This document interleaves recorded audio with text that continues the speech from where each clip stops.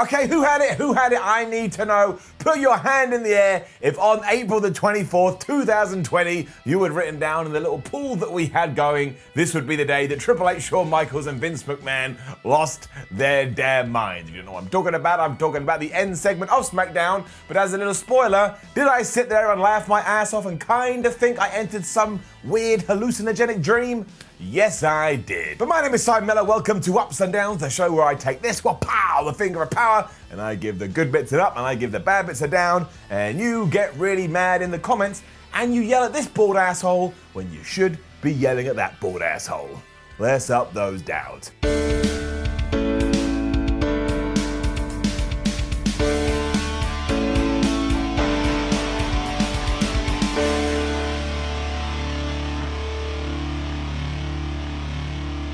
The New Day were out to start SmackDown, and I realised at this point I've never given a round of applause for Big E for doing his whole people at home rather than say the name of the town they're in, because obviously we're not touring at the moment, and it makes me laugh every damn time. So thank you, Big E, and yes, I am an idiot. Him and Kofi were out to celebrate their tag team championship win last week, and they even did this little skit where they pretended that we had an audience, and don't do that, guys, don't do that. Then you just remind me, you bring attention to the fact what's going on. It's like if I'm 99 years old and I'm about to celebrate my 100th birthday, I'm really excited, like, woohoo, come on, and someone goes, happy birthday! You'll soon be dead. You just ruined the moment. They mentioned some legendary tag teams in WWE history that they now have more title rails than, before of all the people, the Lucha House Party interrupted. And I do get worried about these three, because they turn up for a while and then they vanish. But good for them for trying to get a title opportunity, I guess. Although they didn't really get any chance to have this opportunity because then they were interrupted by the Miz and John Morrison. So you know it's just the start of a normal wrestling WWE show. The former champs just ignored the party of three and got right into the New Day space like, look man, you didn't actually ever beat us in a tag team championship match, so we want to fight you again, which is true. And then Grand Metalik was so annoyed that he'd been ignored, he started to yell at everybody in Spanish. Then John Morrison pretended to translate said Spanish. All of this is very strange. We weren't done either, as somebody else wanted to come out and have a conversation, and it was the Forgotten Sons, who quite ironically felt like they had been forgotten. Also, they're like, from the army, so they didn't appreciate the Miz just playing a Marine in the movie called The Marine, so they then just whooped everybody's ass. At least they tried to. Miz and Morrison ran away, but poor New Day and Lucha House Party, they got beaten into the ground. So I guess this does mean the Forgotten Sons are going straight into the title picture, and I would agree with you, it does feel a little bit rushed, but as I've said time and time again, I am bored of the same three teams fighting over the gold, so we just have to hurl somebody else in there, then that's what we shall do. And all of this was, well, it's a little bit flat, but I'll still give it an up for the reasons that just came out of my mouth. Backstage, the Miz and John Morrison were super mad at the Lucha House Party, and we're gonna go get match later, which I presume means we will get the New Days versus the Forgotten Sons. I just hope we kind of inject some story in here. It's pro wrestling and need my narratives, like a bedtime tale. We also started teasing our closing segment for the night, which was going to be the Triple H 25th anniversary celebrations,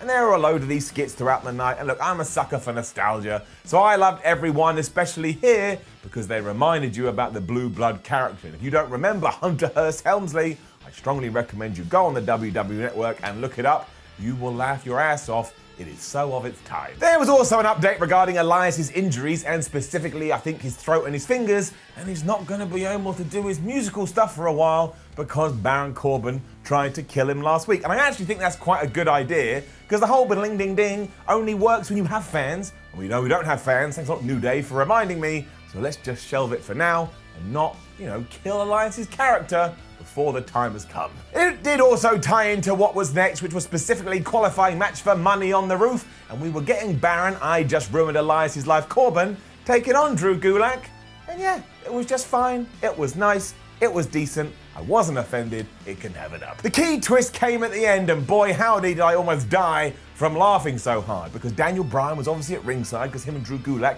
are bestie buds now, and then from nowhere, when he was standing in the barricade, Shinsuke Nakamura and Cesaro appeared from nowhere, and they grabbed him and they dragged him over like they were gonna throw him in a van and just kidnap him. This was too startling for Gulak, and I'm not surprised. If I had seen this, I'd have grabbed a phone and called the police and said, they're taking my best friend. But it also meant he walked into the end of days, he lost, He got pinned for the 1, 2, 3, so Baron Corbin is now in Money on the Roof. And some people were super mad about this. Who actually thought Drew Gulak was going to get into that? I didn't. I know how WWE works. Don't set your own expectations and then be devastated when they're flushed down the loo. Also, Baron Corbin now has this royal symbol on his singlet. Now, there's every chance he's been having this for weeks and I'm a moron and didn't see it. But yeah, it just stood out to me here. He looked a little bit like a Care Bear. All the heels beat up on Gulak afterwards because flub that guy, and I guess all of this means that when Sami Zayn does return, he's been out after surgery, we're going back to Daniel Bryan versus Sami Zayn. I'm alright with that. We also had some chat about Rob Gronkowski going back to the NFL because, of course, that's what he's doing. He's going to team with his old friend Tom Brady. The problem is, Rob Gronkowski, Gronk, is still the 24/7 champion, and that's why WWE referenced it here. But don't get any ideas above your station. Everyone's like, how are they going to take the belt off the Gronk? They're not going to take the belt off the Gronk. What they're going to do is, they're probably going to get in touch with him and say, please, Rob, please, if every time you can win or do an interview, if you can mention that stupid green belt, we would really appreciate it. And knowing him, that's exactly what he'll do. I mean, to be fair, that is far better than going back to the whole, here comes a bunch of geeks to run after that championship. They told me, now I'm telling you. Sheamus then ruined some guy called Daniel Vidot, and he needs to change his last name. Because when it popped up on the screen, I thought it said Daniel Vidiot, and I was like, well, you just sound like an idiot. The Irish Curse ruined him pretty easily in a squash match, which will please fans of Kenny Omega. You either get it or you don't. Let's just move on. But I do want to give a quick shout out to Sheamus, who is just embracing this empty crowd stuff brilliantly. When he did his fella stuff, he comes out and goes, fella, you know, he just throws himself into it, and he was talking smack the whole time. I think Sheamus has been wonderful recently. That's why I've decided to give him and him alone an up. We also got another cool video after Sheamus had bro kicked this guy's head off featuring Jeff Hardy. Although this time it was a little bit dumb because it was focusing on his return to WWE in WrestleMania 33, and in some of the clips they have so obviously cut out Matt Hardy. It's like when you break up with your girlfriend or boyfriend and you still like that picture, so you kind of look around, you get some scissors and you go snip, snip, snip, and you just cut it off. But everyone comes around and sees that photo and goes, there's something off about that. That was this video package. Still good, still a great way to get Jeff Hardy back into your brain, but you just can't leave WWE, because you can't leave WWE in a good way. They will find a way to throw some punches. Michael Cole started singing Jeff Hardy's praises after this, and much like the previous 2 weeks, Sheamus just like appeared from the depths like some kind of shark, and he just knocked the headset right off Cole's head.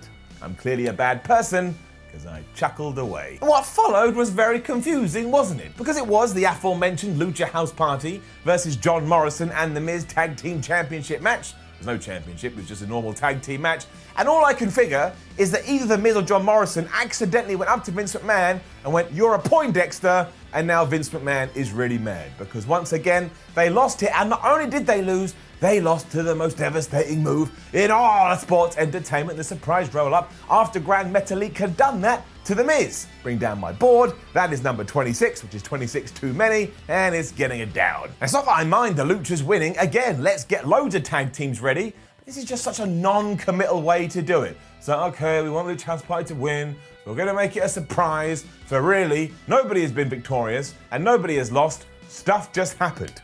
See? It's like if I tell you we're going to hang out and all we do is just sit around in a park all day, right now that would be great, you'd be like, well, I guess it was kind of cool that we were going to hang out, but we didn't actually do anything. I know I'm being a bit of a hypocrite because I said I wanted more teams, and now we're getting more teams, but let's treat Lucha House Party properly. Do you know how good they are? They're really good. And are they ever able to showcase it properly? No, they are not. We also got it confirmed that Tamina will be Mina at Money on the Roof, because at that pay-per-view she will get her title shot against Bayley, and then we transitioned into a qualifying match for said show, and it was Lacey Evans versus Sasha Banks. Give it an up. And why is it an up? Well, mainly because out of everything we've got going on SmackDown, this is the one with the most story seeds, and we've already talked about that. I love story seeds. Now, it's still a little bit weird that Lacey Evans walk around with the Sasha Banks thing on her hand, but Sasha Banks was even weirder because she had a fan, and on the picture on that fan was Lacey Evans' kid. What are we doing? The focus, though, was very much on Sasha Banks and her best friend Bayley, because that relationship is definitely becoming strange. At one point, Lacey Evans gave Sasha Banks the women's right, but Bayley was smart and she grabbed her leg and put it on the rope. And of course, then everything broke down into a big fracas. Banks was super pissed, though, because then she tried to use the most devastating move in all the sports entertainment, but because the referee was dealing with Bayley, she wasn't able to get the win. Now, you can understand how that's a bit confusing, because if Bayley hadn't have helped her out in the first place, she would have lost. and now Sasha Banks is getting mad that she helped her out, but look, don't worry about that. So they are both kind of to blame here, but unfortunately Sasha Banks did turn around. She walked into the women's right again. Lacey Evans won, and now she will be fighting at Money on the Roof. But you could see Bayley and Sasha Banks looking at each other, and they fell out on Twitter. They are not in a good place. It also means we're finally building to a proper feud between these two on the main roster, and thank goodness for that, because how long has it been? It's just been way too long. We've all wanted it. No more friend counseling, or whatever the hell that was we did before. Let's just let them fight. I don't even care. I don't care who the good guy or the bad guy is, you choose. Although I will say at this point, now that Bayley's been champion for around about a year, what a great transformation this has been. Bales, you doing all right. Afterwards, Tamina appeared and just rocked Bayley with a super click too. And then I realized, wait a minute, is Tamina meant to be a face? And I wasn't sure. So, hello and welcome back to Heel or Face, the game show where we take wrestling superstars and try and figure out whether they're a good guy or whether they're a bad guy. This week it's that woman who is meaner than your streamer. It's Tamina, and we're gonna try and figure out which direction she's going in. Like, are we meant to cheer her or are we meant to go boo? Which is why we get our big Tamina wheel up and we give it a spin. Round and round it goes. Where it stops, nobody knows. And according to this show, she is a babyface simply because she's fighting a heel. Wouldn't it be nice if wrestling actually gave you a reason to think that? But that's why I'm here, to ensure we never get confused again. So Tamina, you keep on with your good guy ways, and everybody remember that nobody's meaner than Tamina. We also had a cool little video package highlighting the Bray, Wyatt and Braun Strowman feud. And like all of these things, it was just super well done and made it feel like this was a much bigger match than maybe you think it is. Although I will say, I don't hate this. I don't know how we get out of it, because Bray Wyatt really should win the title, but then that comes with a load of problems, and taking off Braun Strowman so quick causes other issues. But I like the idea, and it ties into what The Fiend is. He's a history hunter. Braun Strowman ties into his history. So yeah, this was all right. It got me pumped. I had a little catch up with everything that's been going down between Mandy Rose and Sonya Deville and Otis and Dolphy Ziggles.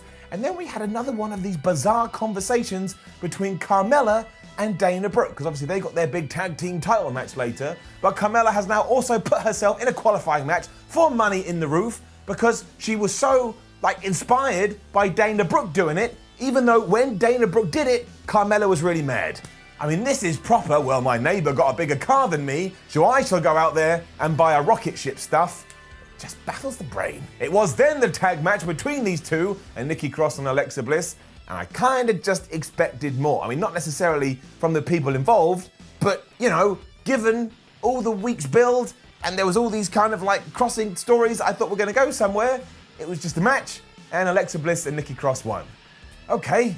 Down. And I guess you could say the challengers would have won too if it wasn't for Nicki Cross's meddling blind tag, because she did do that. Carmella then wasn't able to execute the pin that she was trying, and then Bliss and Cross hit this it's like a kind of like a 3D, like an assisted DDT. It was kind of good finishing move. They got the 1, 2, 3. They are still your champions. I have no idea what's going on with Carmella and Dana Brooke. We then got to our final segment, which was going to be the Triple H 25th anniversary. Let's have a party, woohoo, way hey. And all week long, all I saw was the negative Nancy's going, oh, it's going to be Triple H having a big loving, and blowing smoke up his own ass. Well, you were wrong. Instead, this became let's roast the game as hard as we can and just insult him from start to finish. And I thought it was damn entertaining. Crazy and surreal, but damn entertaining. Just getting it up. I mean, that's all this was too. We saw all the times that Triple H had screwed up doing promos. We had a package that was designed just to remind you how many times he lost at WrestleMania. And when we come back to Triple H standing in the ring, he looked like a sad dog, as Shawn Michaels, who was also out there, just went, ha ha ha, you suck. It's like a kid who had some kind of Disneyland trip taken away. And it went on too, because Shawn even said one of the worst parts of your career was marrying Stephanie No Fun, meaning Stephanie McMahon. And then Stephanie FaceTimed into this call and insulted Shawn Michaels for having a lazy eye. Not gonna lie, that made me laugh out loud. I think she stole the whole thing. Ric Flair then called in and he was hamming himself up too because he couldn't stop crying, and Triple H, he just can't help himself. I can't handle it anymore. And the Road Dogg was here too, because why the hell not? I guess we needed a Road Dogg and we got him. All of it was like a bunch of friends who had just discovered YouTube for the first time, and we stood around going, wait a minute, so we can record anything we want and put it on a platform and somebody may watch? They're like, yeah. So that's what they did. We even had a Katie Vick reference, because Shawn Michaels was worried we were going to run out of time. And then Triple H said, no, we've got as long as we need. And that's when it came up. Don't mention Katie Vick. Never mention Katie Vick, and I'll tell you why. Some people don't know what Katie Vick is, and as soon as you say those two words, they go to Google, and they're like, what the hell was that? It was dead sex? It then absolutely went into crazy territory because Vince McMahon interrupted them, and he kind of roasted himself. He was saying what a bad idea the gobbledygooker was. He too referenced Katie Vick. He then talked about the Bayley It's Your Life segment, which we all knew sucked, but then said it wasn't Bayley's fault, but kind of meant that none of that compared to how crap and how boring Triple H was. I mean, at one point, it felt like he was blaming Triple H for all of this, and I sat there in my chair going, I don't know what alternative reality we've entered, and I'm kind of scared I'm not going to get back home. In fact, he was so mad by the end of it, he said that Triple H had a terrible end to his career. He ordered the lights to be turned off. We actually heard cricket sound effects, and then McMahon did that crazy walk off the screen. I mean, it is the best walk of all time, but it was still absolutely bizarre. And the way it finished too in complete darkness and Shawn Michaels kind of having a go-home line, it was like WWE was shutting down forever. This was the season finale, and we were just moving forward onto something else. I implore you to go and watch this, because you will either love it or you will either hate it, but as a man who has always been a Triple H fan, we've talked about that before, the fact he was willing to send himself up like this, well, I got a huge kick out of it. I just did. It was nuts, and I can't believe that's how we ended a SmackDown show, but I was sports entertained. I also think this may have been one giant rib on Triple H, although he must have been in for some of it, because he was going to do his water bottle spit at first, and a stagehand ran and stole it away, because, you know, everything that's going on. But yeah, this was good. This was entertaining. I ain't got no problems with it. And SmackDown overall kind of flew by this week. There was a few bumps in the road, but it's going to get an up. And I'm still massively intrigued about what we're going to do when it comes to Money on the Roof. Now, don't forget to leave a comment below and let us know what you thought about all of this. Like the video, share the video, subscribe to WhatCulture Wrestling. Then go to whatculture.com and read yourself some articles. There's an ups and downs article. I don't write it, but it will be there. And you can follow WhatCulture on Twitter, WhatCulture WWE, and watch more videos here on WhatCulture Wrestling. My name is Simon from WhatCulture. Thank you once again for joining me for another week. And I'll obviously be back next week, because wrestling don't stop, so neither do I.